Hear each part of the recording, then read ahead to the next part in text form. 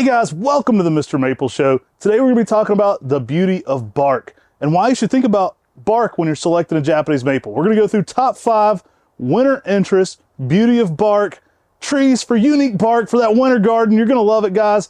We've got 5 classics here on the table, maybe some new introductions as well. I think you're going to learn a lot about how coral bark Japanese maples can add to that winter interest. Now, why are Japanese maples so popular for winter interest plants? That's a little bit of what we're going to talk about. You may consider picking a tree based on the bark and the color it brings. There's a lot of different textures and feels you can bring to the garden by selecting some of these bark interest trees. They certainly evoke this warm feeling in the summer. A lot of those reds can really brighten up spots in the garden. They can offset evergreens and add texture to the garden that is immaculate. So really think about considering bark interest Japanese maples for your garden. These trees that we're going to talk about today are going to work zone 6 through 9, and there are a ton of different unique varieties that can bring tons of color contrast, but also interesting warm textures to that winter garden. All right, guys, so let's get into our top 5 coral bark Japanese maples for winter interest. It's all about the beauty of the bark. There's so many interesting traits that come about. Now, we're going to start down here. We're going to work our way all the way up to number 1. We're kind of going by classics as well. First off, here on the table, I've got Acer Pum Nanat Gold Digger. Now, this is a Mr. Maple introduction. Again, 6 through 9 on the coral barks. This one's really fun. This was a seedling found at Laddie Munger's home. He's a customer of ours, and he was attending a grafting class at J.C. Ralston. He said, guys, I have this amazing winter interest tree in my garden. You've got to check it out. We had a 20-year-old specimen already, so a lot of the evaluation was easy to determine on that. Beautiful tree, especially in the early spring. You get a blushing of pink all over that green foliage. Now, winter is what we're talking about today, though. This thing is amazing on that winter interest. A lot of times going into fall, you'll actually get a lot of red bark going into this one. But as the temperatures cool down in the winter months, it's not uncommon for this one to be bright pinkish yellow. So you really get a mix of pink and yellow on the bark at the same time with Gold Digger. The mature tree in his garden actually had some really nice older yellows to it. Now the fall color, golden yellow to red, I've had both colors in this one. Really a fun plant, typically about 6 to 8 feet tall in 10 years. Coming here at my number 5, guys, Gold Digger. One of our own introductions coming from Laddie. Absolutely love this plant though. Sun resistant, full interest in the winter, and it pairs so nicely with some of the other ones we have right here on the table. We've actually mixed it up a little bit for winter interest so you can kind of get, a lot of different color changes going on. But number 5, Gold Digger. All right, y'all, coming in here at number 4 on my list, I've got a green bark maple. Corbin told me it looks like Yoda skin. I kind of like that. I'm going to keep going with that. I've got what could be my favorite form of like aoyagi. That's an easy one to fit in here. But guys, I'm bringing Acer Pum Nanat. It reminds me of aoyagi times shishigashira. You get that lion head type curling foliage to it. Absolutely love the bark on this. It's a lime green bark interest. I think it offsets several of the others on the table so well. Nanat's an introduction by Bob Baltzer, who's a good friend of ours, passed a few years ago. His wife Nancy is actually who he named this after. So Nancy Yatsubusa kind of got mashed together to make it Nanat. Same gentleman who also introduced Alpenweiss and was a pivotal, kind of a mentor figure to Talon Buchholz as well. Nanat, I love this plant, guys. You're going to get great winter interest on this. That lime green bark gives you everything you love about aoyagi, but I think a little something extra with that curled foliage. Immaculate golden yellow, one of my favorite yellow fall colors. Intensely neon yellow, lime green in the summer, curled ruffled leaf. Again, another one that's going to work zone 6 through 9, typically around 6 to 7 foot. Now this one tends to grow more in a ball type shape. So as it matures out, you tend to get an equal sized canopy to the tree. Reminds a lot of people of shishigashira because of that cool foliage. Offset shishigashira very well also. But man, pairing this with some of these other coral barks on the table, it's just perfect for that. It is the green that I think is the most interesting because you get a little bit different leaf shape as well. You can also use aoyagi here, but Nanat coming in at my number 4, great winter interest. All right, guys, coming in here at number 3, I've got the orange bark maple. I've got winter orange. Now, this is an introduction out of Canada. I got this from Carl Munn originally. He was just singing its praises for heat tolerance, cold tolerance. Again, it's going to work zone 6 through 9. I love this one because it's truly orange. I have a big one of these in my parents' garden. Guys, it offsets some of the other ones so well because of that. This one looks perfect next to Benikawa or Sir Damon because of that neon orange. It looks so different than many of the reds and yellows you'll see on this list. It's truly a winter orange tree, which is perfect. Now, this one leaves out a lush green, goes to a golden yellow in the fall. But really where it stands out is that winter garden.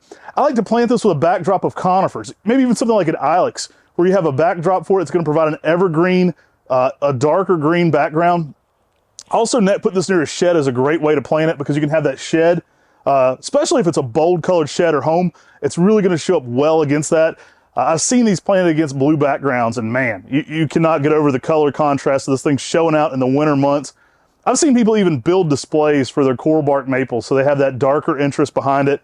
Conifers are a great way to do that, though. You could put this next to a hedge or just next to one of your larger growing evergreens, and it's going to kind of give you that contrast and show out. Often, whenever I'm taking pictures of some of these, I'll even line them up behind a nice hedge of conifers so you can kind of see that contrast. But conifers are what we're gardening with in the winter months, and coral bark, so they make great contrast. I love winter orange. It pairs literally with everything, and it really lives up to the hype on being an orange bark maple. All right, guys, all the way up at number 2, and we've got Bihu at number 2. Love it, y'all. Bihu, introduction from Japan. Don Shadow actually helped get this one in the United States and made it really popular. It's been in the United States a while now. You definitely want to give it well-drained soil. Doesn't want to be wet and cold. So you don't want it in a wet, cold environment. Warm, dry environments tend to work best.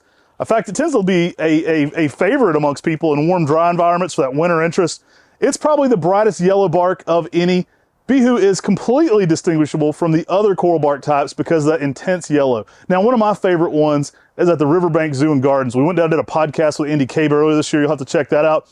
They've got one with a backdrop, and it's got red and gold behind it. It really just makes the perfect backdrop for this tree. I love when people plant behind it, like I mentioned with that winter orange, so it shows that off. But man, it pairs so well with these others on the list because the yellow is truly a whole nother shade of yellow.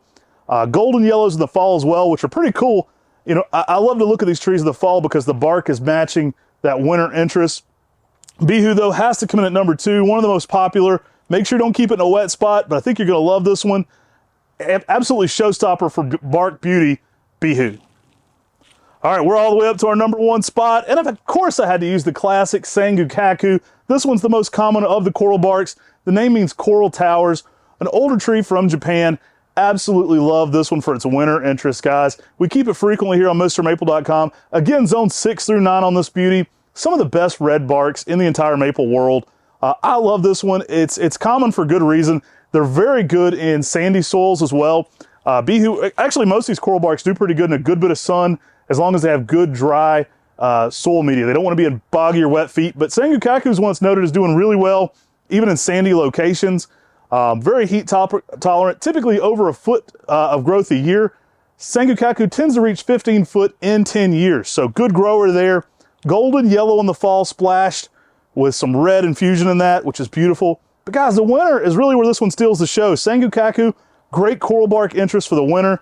You want to plant this one where you have some backdrop. Lighter colors look good against this one. So if you have a lighter colored shed or house, you know, Sanguk Kaku will typically stand out very well against that. Again, conifers look great behind it, but they really pair well with something like that winter orange, the Bihu, and the Sanguk Kaku. All three of those are going to give you intense winter interest, and they're going to play off each other a good bit for color interest. You really can't go wrong with all 5 of these on the table, though. Sanguk Kaku, Bihu, winter orange, Nanat, and gold digger are each going to bring something uniquely different to that winter garden. Guys, I hope you've enjoyed this video on the beauty of bark. We've talked about 5 trees here, but there are a lot of cool ones, from Hong Long, that's got a purplish bark, to things like Pacific Fire that are actually natives to North America. There's so many cool Japanese maples that fit into this bark winter interest. They look great in conifer gardens. So you can add these to your conifer gardens to add that warm texture to those winter months. And nothing warms you quite up like a coral bark Japanese maple. It just brings those interesting colors that we're often seeking in those winter months. You know, when we're outside and we get a little bit of snow here in western North Carolina,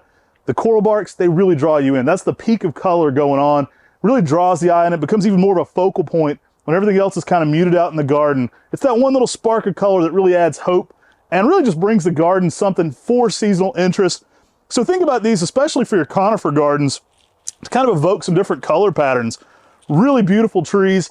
I think you're going to love them for 4 season interest. Guys, if you haven't already, make sure to sign up for our weekly emails on MrMaple.com. We add new trees every Tuesday and Thursday there. There's a lot of cool plants. If you see something here that's not in stock currently, it's probably come back to a 10 at 10. You can also sign up to get notified via email as soon as they're back in stock.